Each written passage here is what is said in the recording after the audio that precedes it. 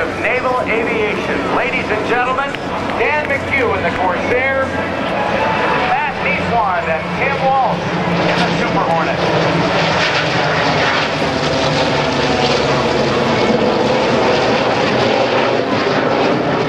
The commander of Naval Air Forces developed the concept of the tailhook legacy flight to keep naval aviation's heritage alive and viable.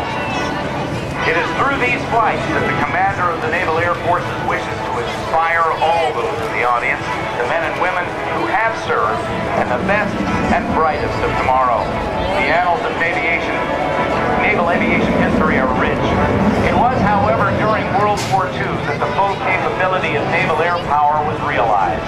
The courageous efforts of only a few naval aviators changed the course of the Pacific War, playing decisive roles at the battles of the Coral Sea and at Midway.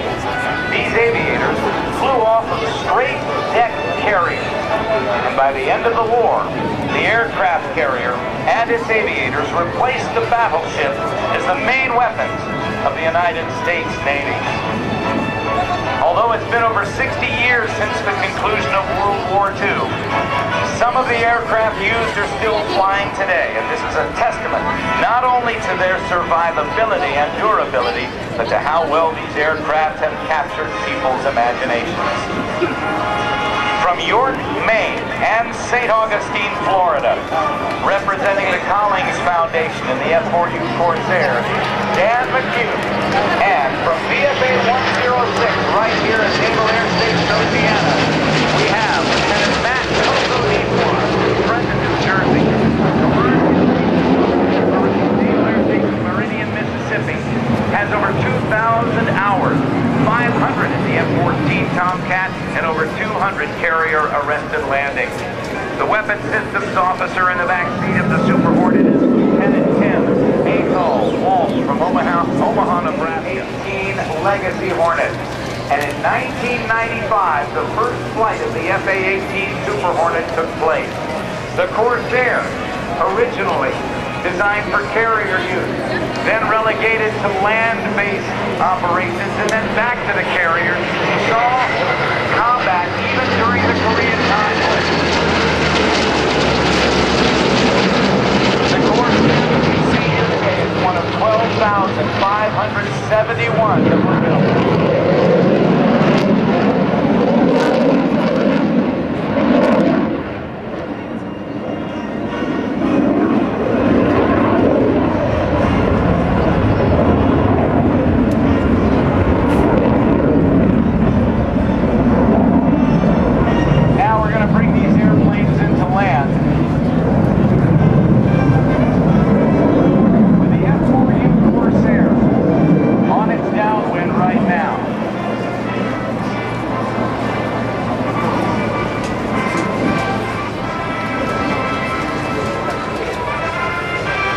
Corsairs were not only built by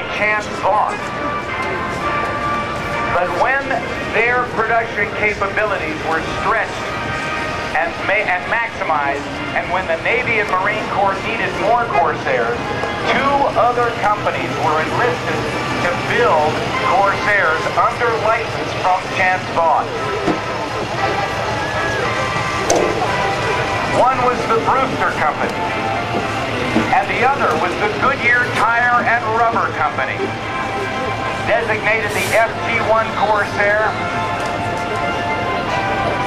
the most powerful and latest built Corsairs had 2,300 horsepower engines. Those were the ones that served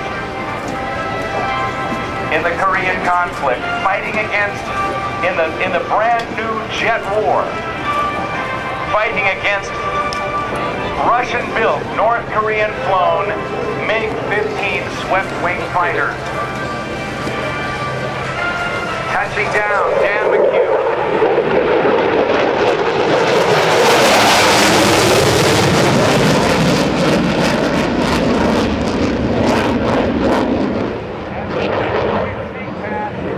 Coco and Atoll coming back around for one more. They're going to bring it into land here in just a moment.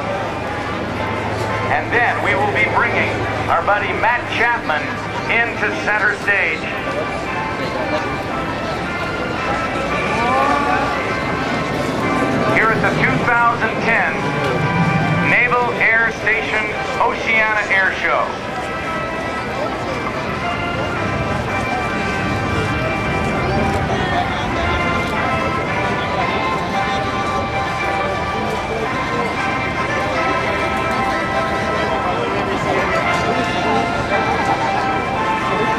The